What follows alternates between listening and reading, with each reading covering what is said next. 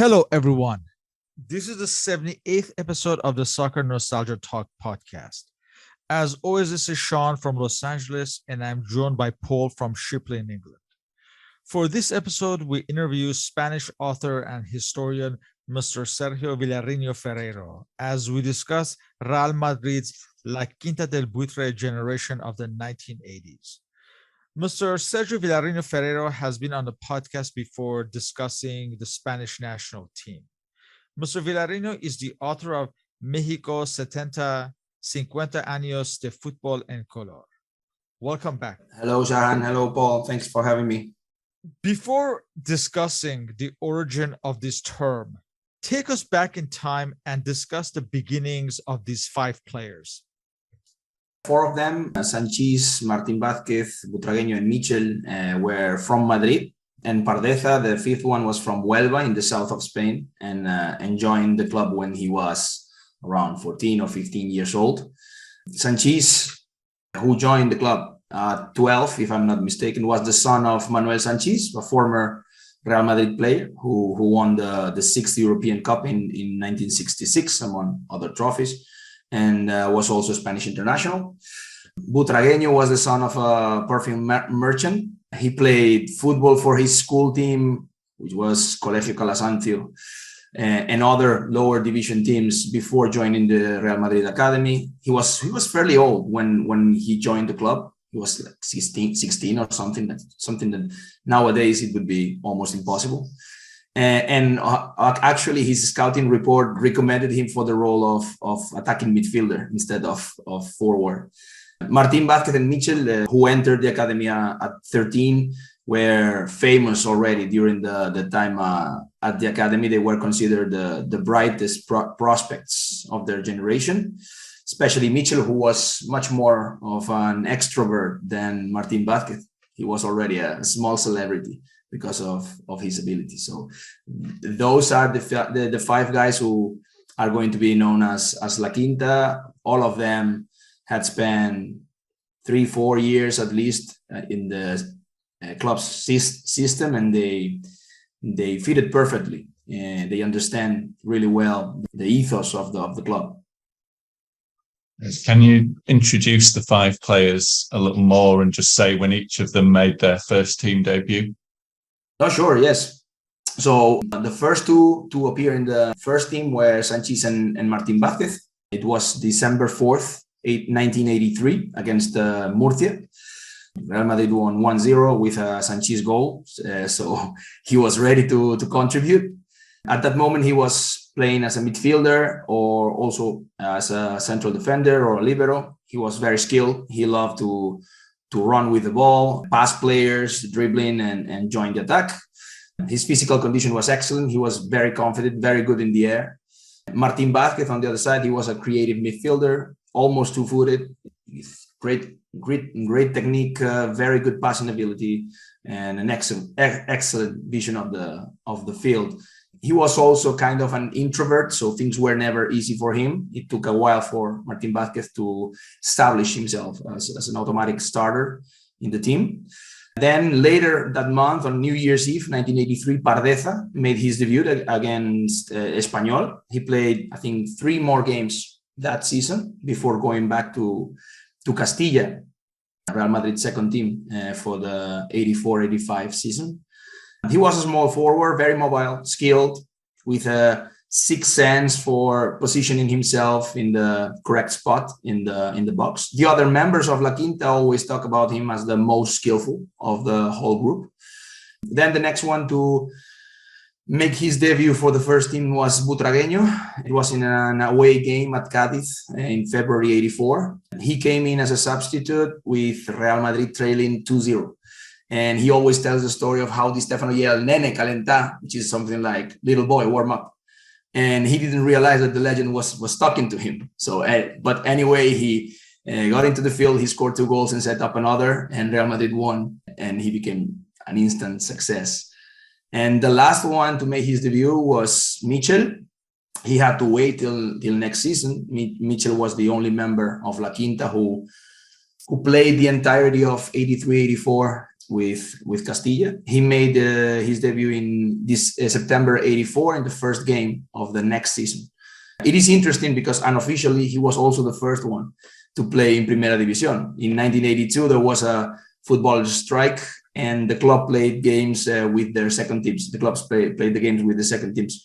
Michel played during that time, but not against Primera División players. So that's the interesting thing about him. Michel was a right side midfielder who was able to play also as a wing back, especially the first years in the first team, and also in the middle of the park, and even as a libero in very specific games. His right foot was excellent, especially for crossing. And he was probably the one who was soccer mad, totally obsessed with the game. As first team manager, Alfredo Di Stefano is credited with giving debuts to most of his players during the 1983-84 season. How is his contribution regarded vis-a-vis their advancement to the first team?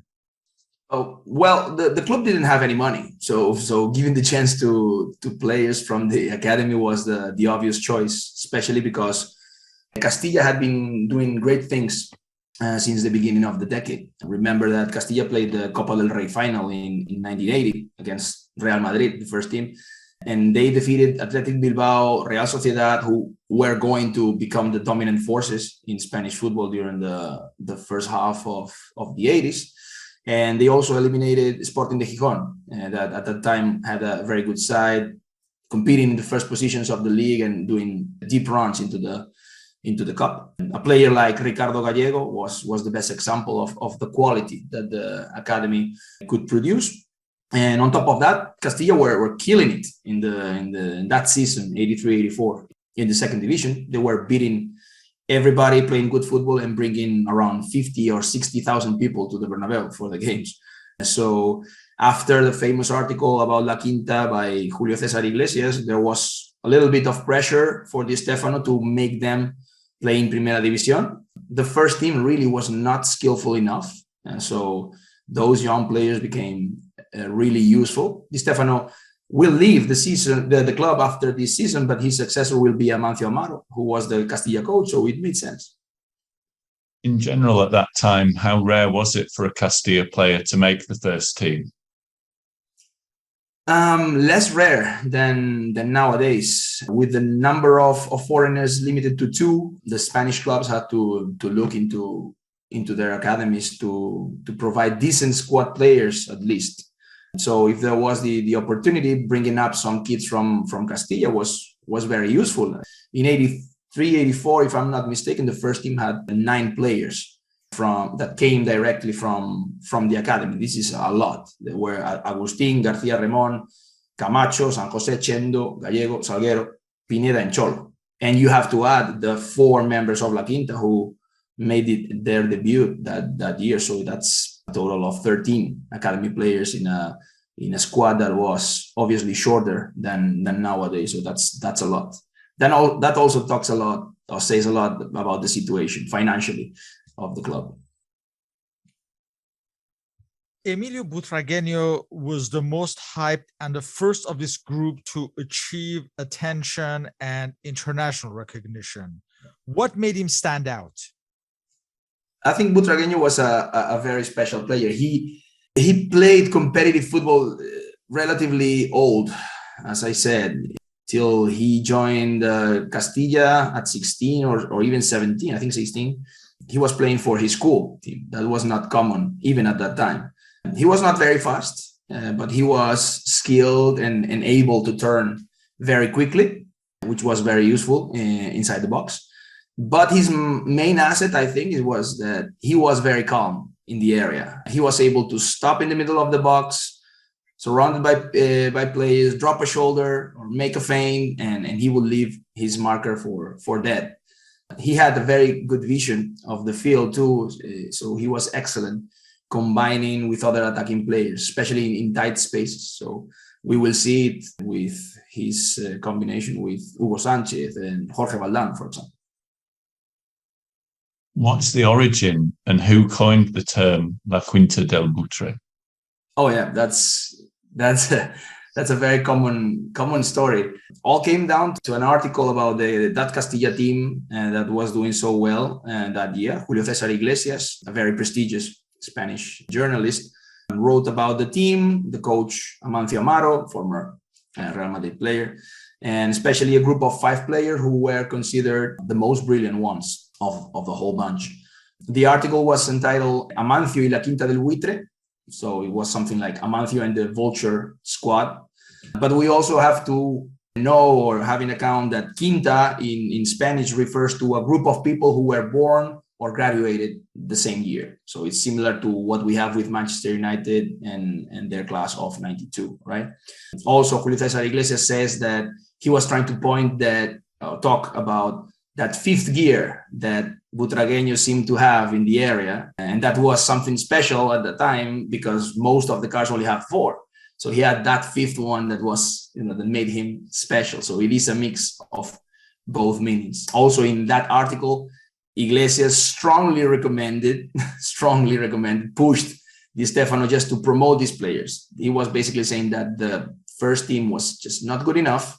It was not skilled enough, and Di Stefano would benefit from giving these players a chance, mainly because most of the fans already knew them because, as I said before, they were bringing up to 50 or 60,000 people for second division games at the Bernabeu at the time, which was unheard of.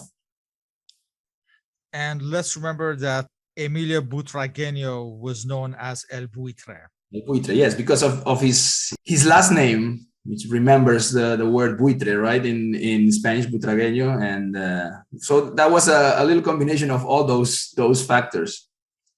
Is the reference point of this generation the remontada versus Anderlecht in the UEFA Cup in 1984-85 and the ensuing UEFA Cup win in the spring of 1985? Yes, I think it is important because all of them played important roles during the whole competition at a certain point, right? In all the famous remontadas, the young players blended perfectly with veterans like Camacho, Santillana, Juanito, and their style of play was loved by the Bernabeu because they went 100% into attacking mode. Obviously, the game against Anderlecht is special because it is the match when Europe discovered El Buitre. He scored 3 goals, assisted in another 2 to Valdano, if I'm not mistaken, and it was a tremendous result against a very powerful team. Anderlecht, we need to remember that Anderlecht at that moment was one of the best teams in Europe. And it proved that maybe this generation was, something special and could go on and win big trophies. Because there was, in the club, there was a sad atmosphere before that year, especially after the defeat against Aberdeen in the Cup Winners' Cup final in '83. I think it was an injection of optimism for everybody. And it's unthinkable these days, but we have to remember, Real Madrid had not won in Europe since 1966, so nearly 20 years. Correct. The club played several semifinals or finals even in the European Cup and also in the Cup Winners' Cup, but they never had won a trophy after that 6th European Cup of 1966. So it was kind of a little obsession for the club to be competitive in Europe again, or be a champion in Europe again. So this trophy kind of opened the window of a new era. I think people started to think, okay, we have won the UEFA Cup. It was a very strong competition at that moment. Maybe we can go on and get the big one. So was 1985-86 the first season this generation really came of age with the league title and UEFA Cup win? Yes, mainly because 84-85, they were kind of the new ones in the team. And in this season, La Quinta, I think, takes over the team. Before, as I said, they were good, but they were secondary actors for the veterans, for Camacho, Gallego, Juanito, Santillana, Valdano also, right?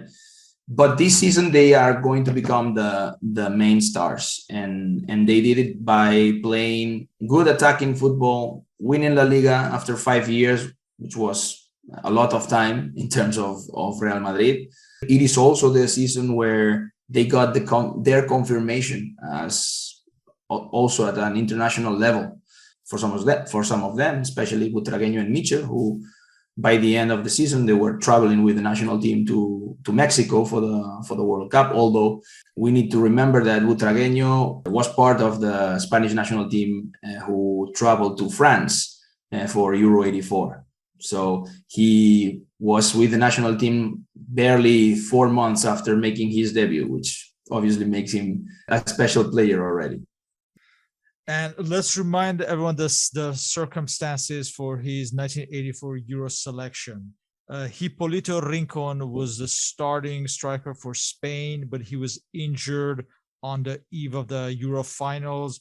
So in the last minute, Miguel Munoz selected Emilio Butragenyo, who was uncapped at this point, to just make up the numbers. Yeah, he was in high school at that moment, and the principal came to his class and took him out, and he thought that he had made something bad, and it was just to tell me, no, you are taking a flight and joining the national team. And he was like, hey, that's impressive. In this 1985-86 season, perhaps the most memorable remontada of this group took place with the elimination of West German side Borussia Mönchengladbach. Can you walk us through that? Yes, the Borussia game is the most famous of all, I think, along with the Anderlecht one from the year before. One thing that we need to have in mind is that this Real Madrid team suffered a lot when they played abroad. I mean, all these remontadas are very famous, but to do that, you have to be crushed before.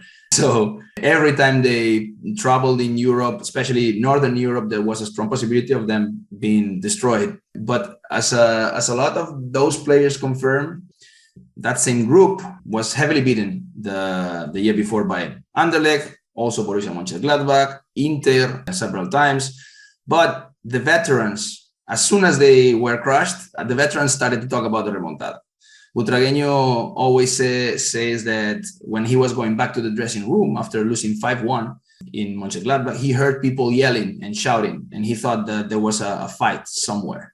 And he was like, Jesus Christ, we just received 5 goals and now we are getting beaten also physically. The reality is that when he arrived to the dressing room, there was no fight, but Camacho and Juanito yelling that they were going to destroy the Germans in Madrid. And during those 15 days till the return leg, they were on top of every player, telling them to bring their A game for that match. And they were ringing their teams, calling them on the phone at random times just to tell them that they were going to kill the Germans.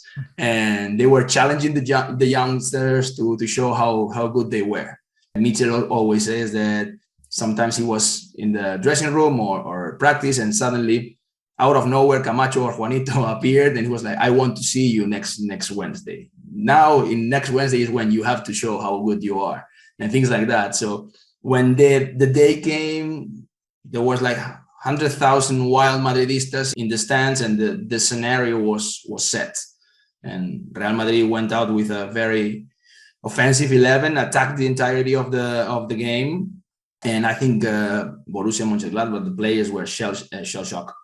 I mean, from the beginning, there was only one team in the field. And finally, they crushed the Germans 4-0. They completed the remontada. And probably the most famous image of this game is Juanito coming out of the field after completing the remontada, when he was going to be substituted, and he was just jumping and fist bumping in the air, just pure joy. And that was the spirit of the team, that never say die.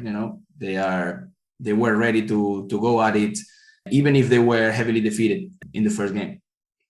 Miguel Pardeza is somewhat the forgotten one of this group. He had to leave Real Madrid to establish himself and became an international at Real Zaragoza. Can you talk about his trajectory? Yeah, Pardeza was undoubtedly very talented. As I said before, he was a small forward, very skilled, very mobile. He was very good in the 6-yard box, really, in the area. And he was highly regarded at his time in the academy. And even nowadays, his teammates and other members of La Quinta speak highly of him. But he was physically small, and he was unlucky to have to compete against a legend of the club like Santillana, or a goal machine like Hugo Sanchez. Valdano also played his best football when Pardeza was with Madrid. But I think the most important thing is that his role was too similar to that of Butragenyo, and El Buitre became a fan favorite from minute one. So even when he was a brilliant player, Pardeza couldn't compete with him. And he spent the season loaned in Zaragoza, played well, came back to Madrid, but was unable to play with continuity due to the tremendous competition for spots. And finally, he decided that he wanted to play, and Zaragoza was the best place for him. And there he became a legend of the club. He won Copa del Rey, Cup Winners' Cup, became an international, and even went to the World Cup in Italy in 1990 with the other members of La Quinta. So they went together to the World Cup. And I think in the end, it worked pretty well for him. Yeah, Arsenal fans might remember him as part of the Zaragoza side and the Cup Winners' Cup in '95, the game with the famous Naeem goal. Yes, he was. I think he was the captain of the side. Yes, at the moment. This group would win the league title for 5 consecutive seasons at their height. Mm-hmm. How significant was this achievement in its time? It was seen as an achievement at the moment, but by the time they won the 4th consecutive league, I would say the public and the club and even the players didn't care anymore, because their obsession was to win the European Cup. Winning the league was seen as a natural thing. They were really good, and they had really no competition in Spain, although there was good teams in Spain, but that Real Madrid was several bodies above the rest. 30 years later, I think their achievement is seen with different eyes, because nobody did that feat again. It is very difficult to win 5 consecutive leagues, but as I said, this team, I think, will be always marked for their inability to win the big prize. And even when at some point they were the best team in Europe, especially during that 1988 season, they were unable to win. Especially recently, Real Madrid have won 8 European Champions League, I think, in the last 25 years. So that achievement of 5 leagues, it's very impressive, but not as special as what other teams have done, I think, in the eyes of the fans.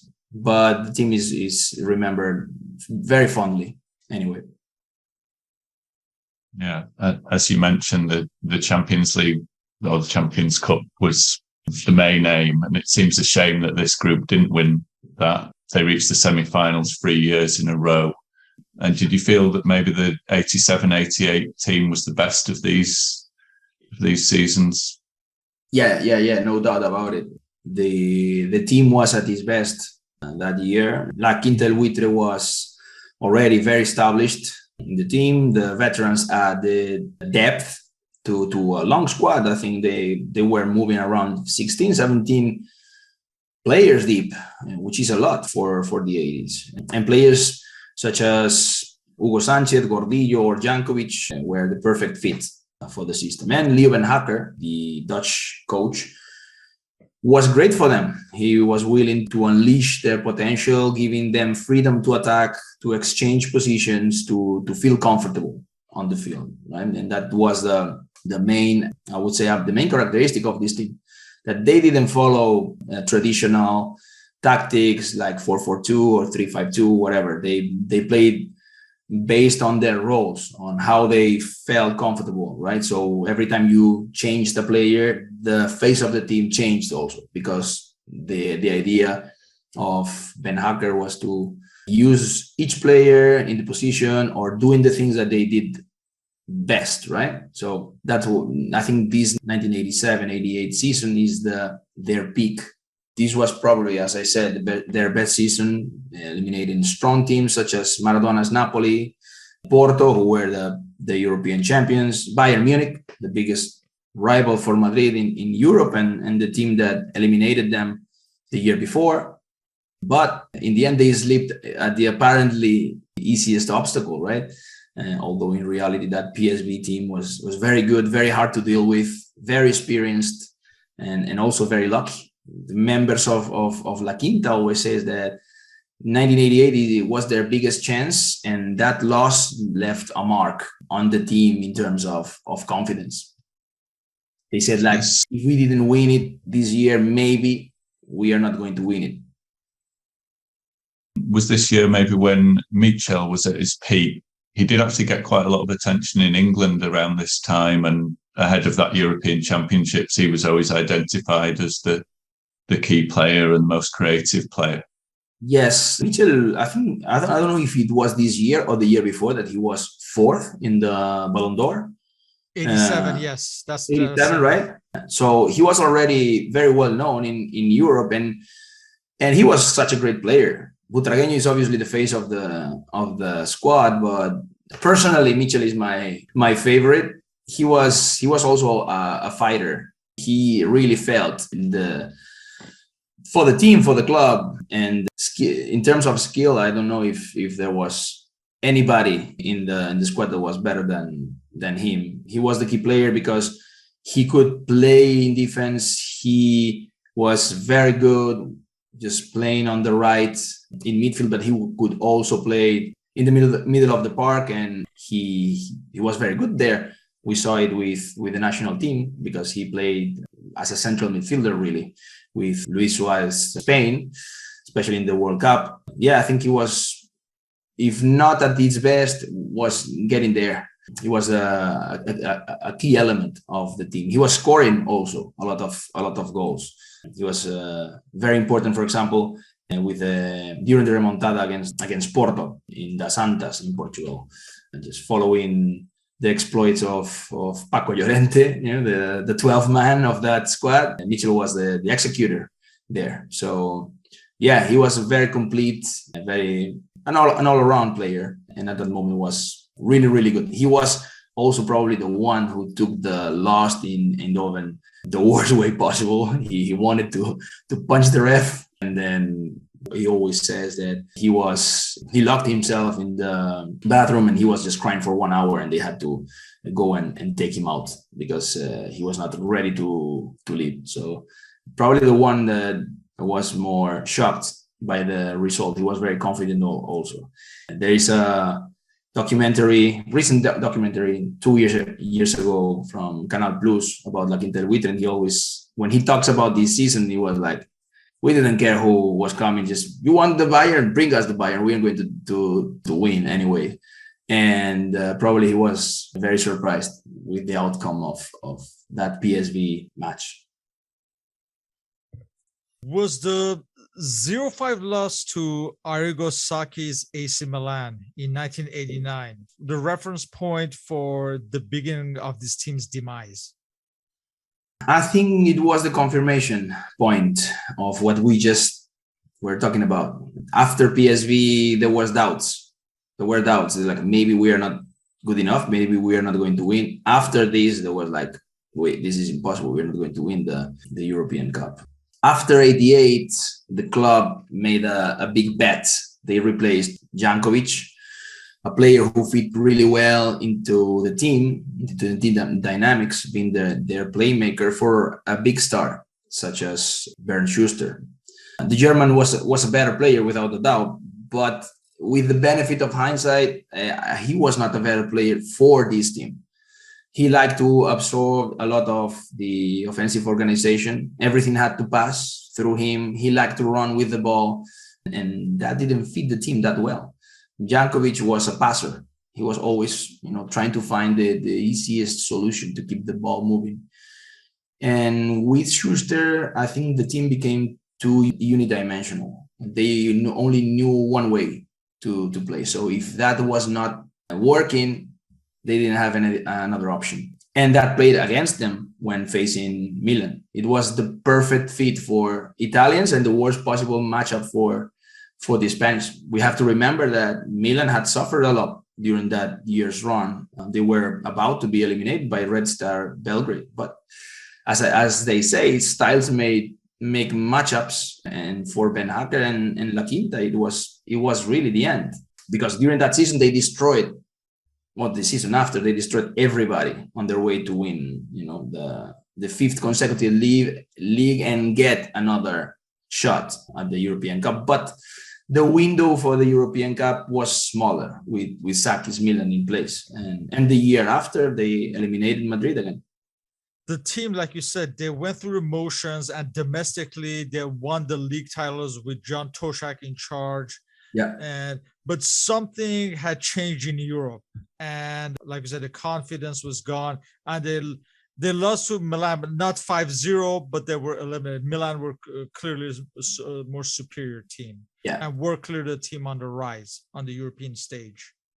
Yeah, the team didn't know how to deal with the offside trap. The 89 season, I think they were caught like 30 times offside in one game. I think in the first leg against Milan. So they were clearly surprised by that tactic, and they didn't know how to deal with it. And then the year after, the team became a little bit more defensive because Toshak was a defensive-minded coach, although in the league they scored 107 goals. But in Europe, I don't think they were ready to deal with Milan. The second time in 1989-90, it was closer, but as you said, Milan was superior. They were superior. Anyway, they controlled.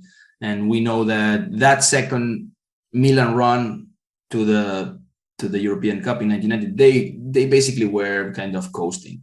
I don't think they suffered that much. Maybe with Mechelen, but not anymore. They were really superior to the rest.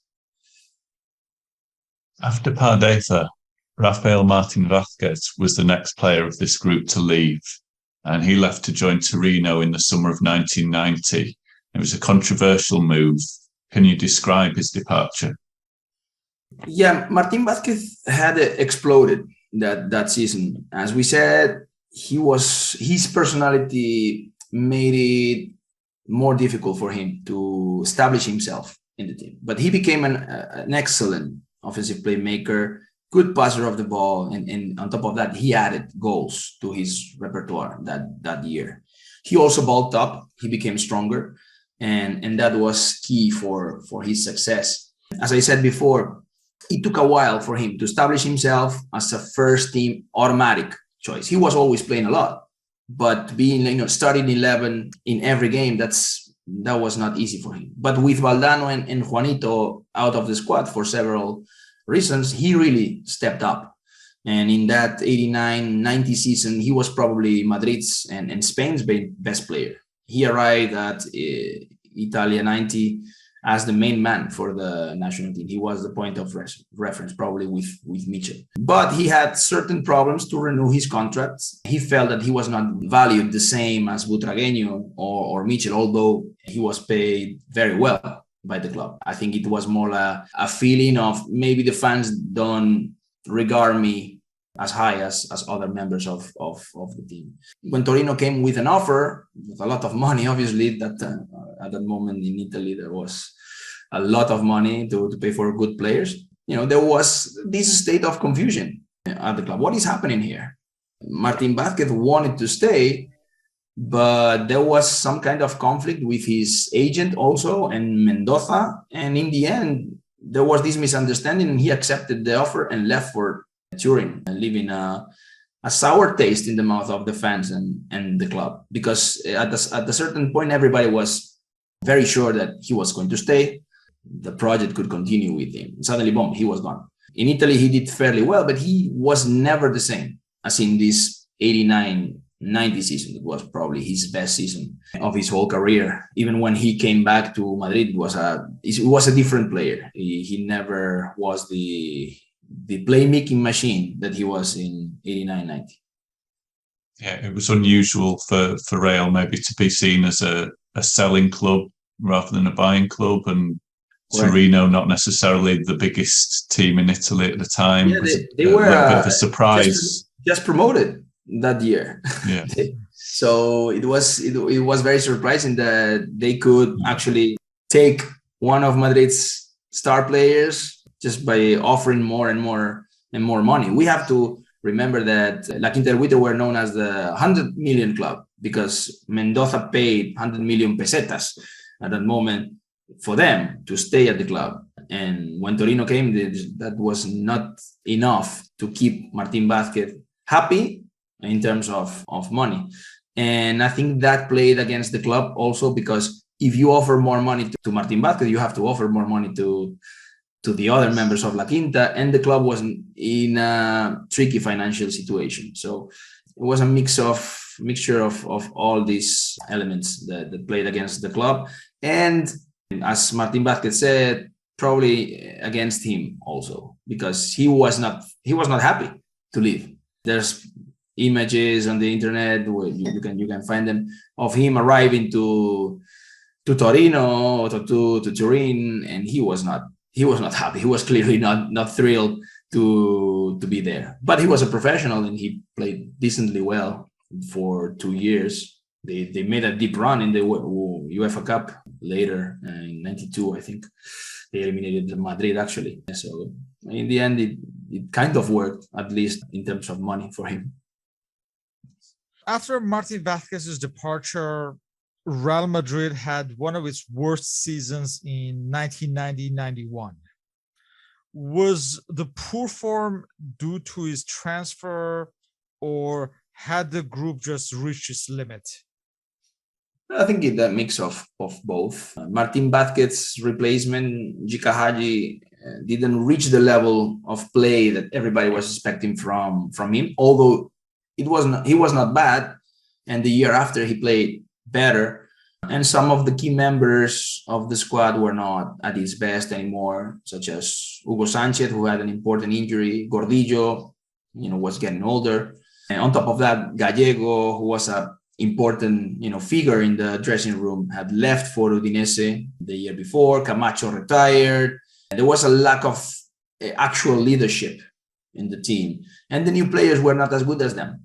Spasic, Villarroya, they were international, but they were not at the same level as the ones who left the team. And on top of that cycle of 5 leagues, on top of the deep runs on the UEFA Cup, the deep runs in the European Cup, that team played a lot of games, and most of them played with the national team too.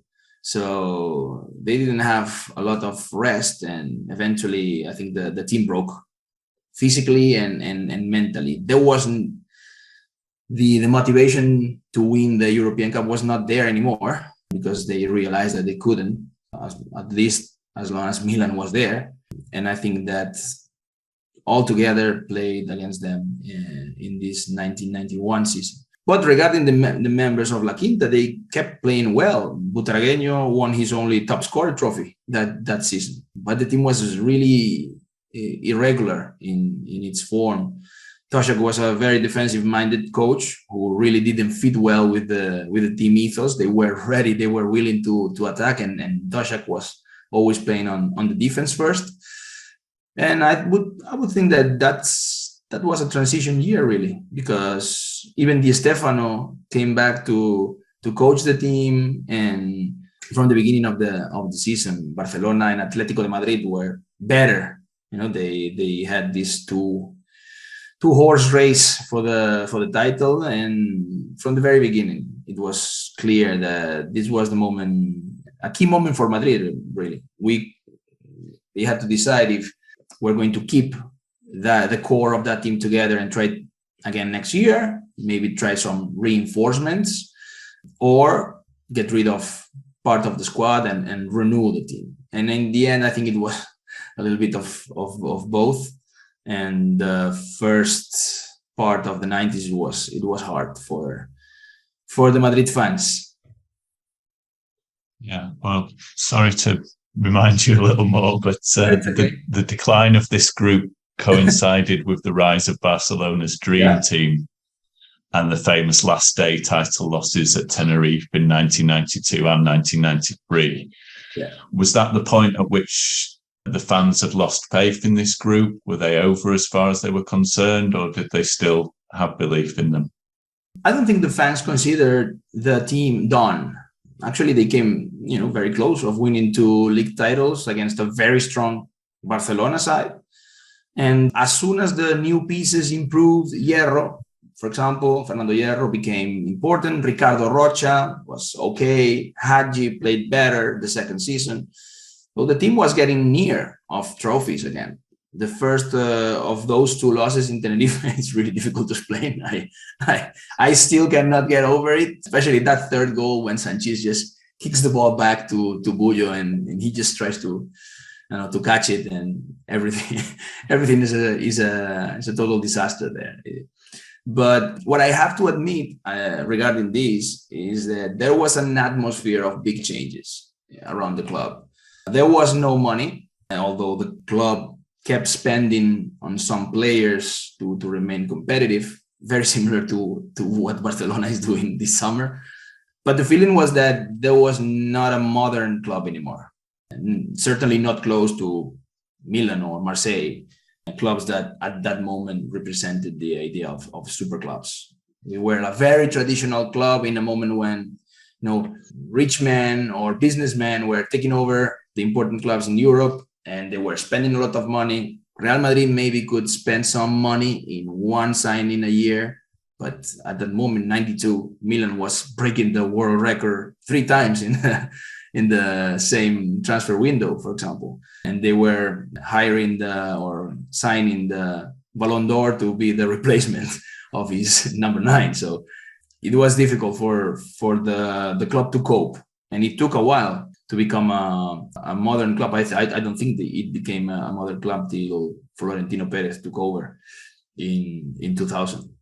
But fortunately, by the end of the decade, they became competitive because they sold some assets and they were able to bring good players and a good coach with Capello, also Jupp Heynckes.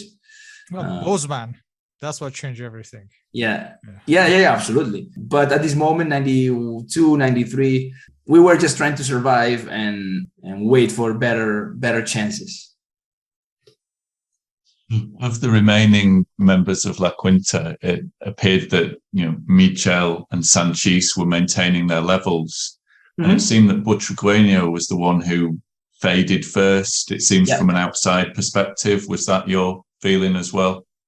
Yeah, I think Butragenyo, his form started to slip a little bit as soon as Hugo Sanchez was not there. His combination was really, really good by the end of the 80s, and they complemented each other. Hugo was the killer, and Butragenyo was the one who was creating the chances. But without the Mexican, Butragenyo took on the responsibility of scoring goals. And he was not a great goal scorer. He scored goals, but he was not a striker capable of scoring 25 goals a season. Actually, he won the top scorer of La Liga with only 19 in 91. So I think that affected him. Then the other strikers that were signed after Hugo maybe were not on the same level. While Michel and Sanchis were still very good. They should probably be with the national team, but Clemente was not a fan of La Quinta. But yeah, at that moment still, Michel and Sanchis were really good. Butragenyo was a little bit worse. I would say that he was the first one to kind of disappear from the first team action. Although he played a couple of seasons just because he was Butragenyo also, especially his last one. Internationally, this generation did not show its best, except when Butragenyo scored 4 goals versus Denmark in Mexico. Yeah. How is this group viewed at international level? Exactly as that. They never played at the same level for Spain.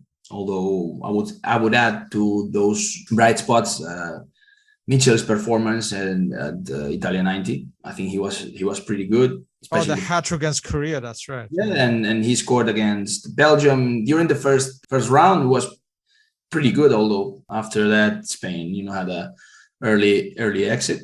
I don't know, maybe I think the fact that the three national team coaches who were in charge were, while La Quinta was playing, who were Muñoz, Suarez, and Clemente, they were defensive-minded, something that didn't suit the Quinta players. Michel played well in Italia 90, but he was playing in a different role. He was not playing on the right side. He was playing in the middle. And I also think that in 1988, which was the highest point of La Quinta, I would say, Muñoz should have gone full Lobanovsky and field as many Real Madrid players as possible during the Euros. It was possible. He did, didn't he? He kind of did, though, didn't he? Called a lot of them, but he didn't use them. He didn't use Martin Vazquez, for example. At that moment, an entire 11 was possible. Obviously, it was not going to happen. But I don't think the rest of the Spanish teams and players were good enough to compete at that level. So if you cannot have good players, maybe have players who are used to compete and play together. That maybe is an advantage, especially at that moment. We saw it with the Soviet Union. They were really good. They understood each other without looking at each other, right? Because they were used to play all together. But at that moment, I don't think Spain was that good. It was a transition from the times of La Furia, very physically strong players, to a more skillful approach.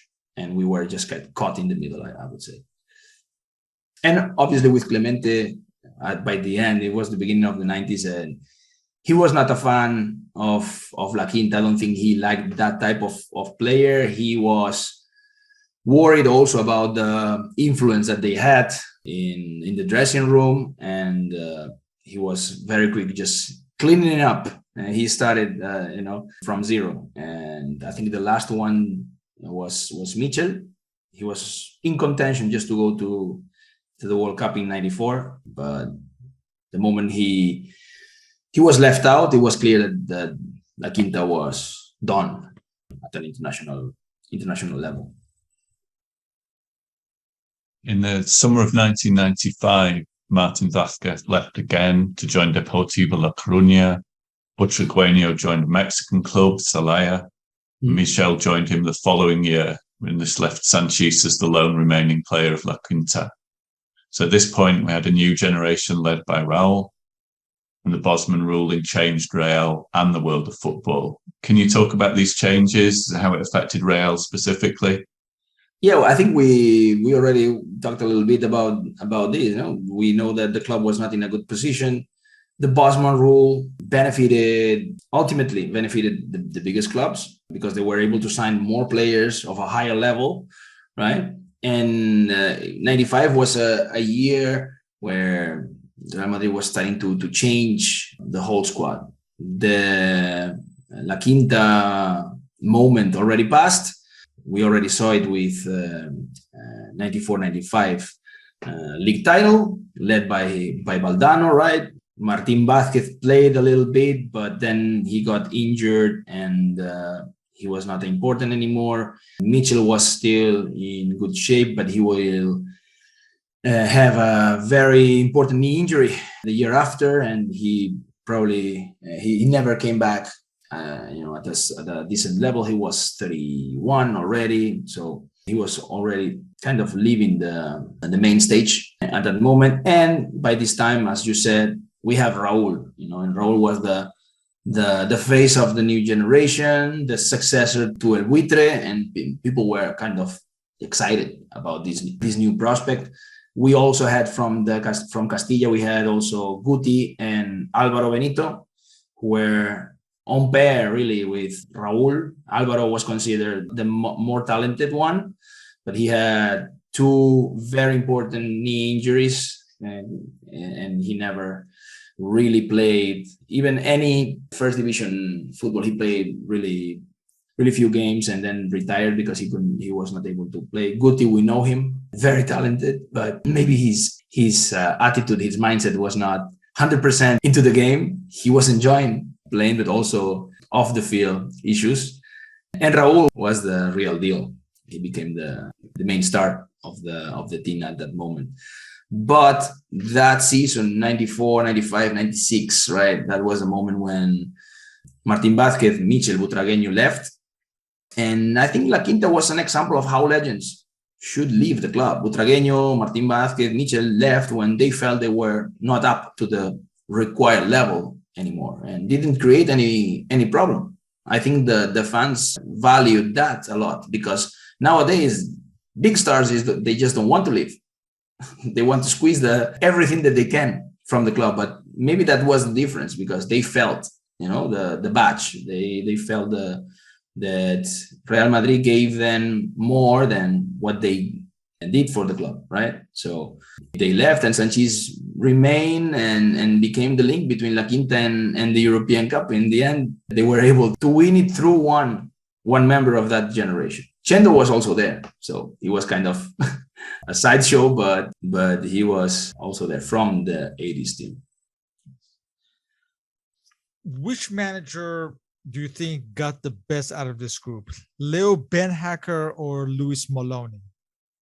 I would say Maloney was perfect for the integration of the young talents in a veteran professional side. And Benhacker was the one who created the environment for La Quinta to get to their best level. So each one of them was important. Maloney knew the veterans and knew the youngsters when he took over the team. So he was able to manage that dressing room really well. Something that, for example, Amancio was not able to do. Amancio knew the youngsters. He was the Castilla coach, but he was not able to tame some of the personalities that were in the first team during that season. There was a famous incident in Milan when Lozano and Juanito were caught with several ladies in their hotel room before playing Inter with dramatic results. And that was the proof that Amancio was not able to control them. Maloney was, because he knew them before. He was, he had been the coach of the first team before. And on top of that, the youngsters respected him because he was a legend of the club. He was kind of the sporting director, if we want to call it like that, in the club. So he knew everybody. He knew the Castilla kids. He knew the people in the youth setup, and he knew the veterans. So it was perfect for the new kids to come, integrate in the team, and he changed the atmosphere of that locker room. Benhacker was perfect. The way he saw football was the way La Quinta saw football. We need to attack. We need to play with some style also, right? So I think their best version was with Benhacker. You touched on this earlier, but club president Ramon Mendoza stated that he maintained this group by keeping their salaries to Serie A levels. Otherwise, he would have lost these players to Italian clubs. Mm-hmm. Is he viewed in positive terms for this, or do people feel that he kept faith with the group maybe longer than he should have done? I think, yeah. Mendoza, we need to understand who he was. He was a character. When he became president, it was quite a change from before. Luis de Carlos was, serious person in the mold of Santiago Bernabeu, right? And Mendoza was kind of more open, kind of a showman, more in the mold of the new Spain, really. The Spain that was coming out of the transition to democracy, right? And for La Quinta, Mendoza was a father figure. He treated them very well. The players always talk about him as a friend, as a confidant. And I think the efforts made by the club to keep the players made sense at that moment. They were loved because they were academy products. They were really good and obviously formed a strong core for a competitive team. And the challenge was to surround them with players who could help them fulfill their potential. But the problem is, at the beginning of the 90s, as we said, the club was not in a good financial situation. So it was impossible to compete in the market with the biggest teams in Europe. So keeping them, right? None of the members of La Quinta was even 30. Keeping them was a way to maintain a coherent line and be competitive in Spain, because Europe at that moment was out of reach. And in terms of financial issues, it was the cheapest way to. If you sell La Quinta members, you need to find 3, 4, 5 high-level players to play in their spots, and that was not possible. So, second half of the 80s, there were no better options, really. They were Spanish. There was a limit on foreigners, and they were really good. As we said, Michel and Butragenyo were top 5 of the Ballon d'Or. They were players of the highest caliber. And by the beginning of the 90s, they were still good enough to be competitive, good enough to attract people to the Bernabeu who was identifying with them because they were one of them, really, right? And it was easy for the club to organize the transition around them than without them. In any case, Mendoza paid too much, probably spent too much money. And when he left, the club situation was very, very bad. Very, very bad. They had to sell even part of the Bernabeu to build a mall that became really, really famous. So they kind of sold the rights to, I think it's one of the corners of the Bernabeu. It became a mall and it gave them some, financial stability. But when a club starts selling some of their assets, that things are not going really well. That was part thanks to Mendoza. Manuel Sanchis remained with Real Madrid until 2001, the only player of this group fortunate to win multiple Champions Leagues. What do you attribute his longevity to? He was very intelligent. He read the game so well that could adapt his game, his style of playing to different stages of his career. When his physical ability was not there anymore, or he was not at his peak, his tactical awareness made up for it, making him an excellent central defender or libero, and he was just really, really good 1v1. So I think that was the key element. He was intelligent enough to be able to adapt the way he was playing to the way the team was playing, right? He was not thinking, I'm 32, but I'm Sanchis, and I have to play the same way I was playing in 87. No, it's 95 or 96. You need to adapt. He became kind of a second string player, but he was very good, and he was key in some runs in Europe, especially during the 98 Champions League win, La Séptima, right?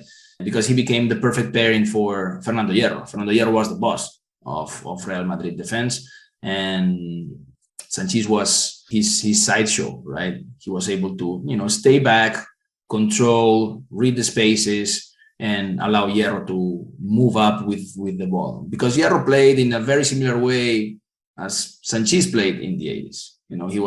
He liked to pass the ball, go up, run with it a little bit. And Sanchis saw that and said, okay, I'll just cover your back.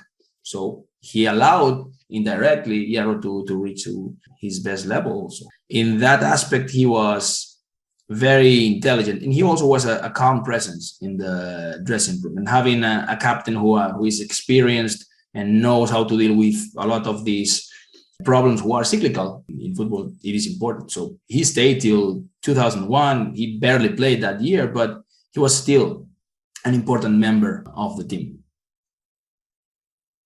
I believe there's one famous photograph of the 5 players before a Real Madrid Zaragoza match, probably from 92, 93 or 93, 94 season. Is this the iconic only photo of the 5 players together, or are there more? I suppose there are more, but this is the most famous one. I can really think of another one. Even there are not a lot of books about La Quinta. I think I know 2 of them, and one of them, the cover is literally that picture. I don't know a lot of them. There's one famous one during Italia 90 where 3 of the members of La Quinta, Martín Vazquez, Michel, and Sanchis, are in the field, and Pardeza is entering the field, just substituting Butragenyo, and there's kind of a way to see the 5 of them. It's the only time they play together. So they were together on the field for the national team. But I don't remember any other photo. The famous one is that one. I'm sorry, did you say that was On the 93, time at 94? Castilla. I would say so. Yes. Thinking there might be some of them together at Castilla. Yes, probably. There's a photo of the Castilla team with all of them in it. I think I have it actually somewhere. So yes, but they were really, really, really young, and they were not with MTB, but that's probably from the 83, 84 season. How do the new generation of Real Madrid fans view La Quinta del Buitre? My feeling is that they know they were good and talented. They know that they were also academy products, and the club is not famous for them lately, right? For bringing a lot of academy products to the first team. So that's something special. But I don't think they understand how important they were for the club, because they eased the transition in the mid-'80s. They won a lot of trophies and gave Real Madrid some of the most memorable games ever played by the club, and created an enormous number of new fans. I'm one of them, for example, right? But I also think, as I said before, that the black spot of not winning the European Cup will always be with them, especially with this new generation of fans who are actually used to win the Champions League. But all in all, I think they were special for all of the above, and because they were not only from the Madrid Academy, but from Madrid, and that creates identification with the fans. But I think they are now in a kind of a secondary spot among the fans imagery, right? They don't see them as a top generation of the club, and clearly they were. And finally, what's the historical significance of La Quinta in terms of wider Spanish football history? Although they didn't do much really with the national team, their impact in Spanish football is huge. They changed the way Spanish people saw the game, because before everything was related with La Furia, the fighting spirit, running, physical game, right? And they made the fans want something else: finesse, attacking football, technique, right? They opened the door for what Barcelona and others, national team, also have done after. And on top of that, they were socially important. They represented the new generation of Spaniards in a tricky period of time for Spain. You know, the country was coming out of the transition from dictatorship to democracy, and there was a new generation of people enjoying a newly discovered freedom, and they were trying to do things differently. And in football, that was La Quinta. And I think this is the real historical significance. That's why they were so celebrated at that moment, and that's why people remembers them fondly. With that, once again, we would like to thank Mr. Vilariño Ferreiro for his participation in this interview. As always, feel free to leave questions and comments. For any questions and comments, you may contact me on my blog and on Facebook under Soccer Nostalgia. On Twitter, I'm at SP1873. Mr. Paul Whittle can be contacted on Twitter at 1888 letter, and his blog is the 1888 letter. You may also follow the podcast on Spotify, on Google, Apple, Podvine, and Stitcher, all under Soccer Nostalgia Talk Podcast. Please leave a review, rate, and subscribe if you like the podcast. The link to Mr. Vilariño's book and his Twitter handle at @Vilariño is also listed on the blog and podcast listings. Thank you again, and hope to see you again for the continuation of the Spanish national team series. It was my pleasure. So we'll see each other soon. Thank you very much. Thank you.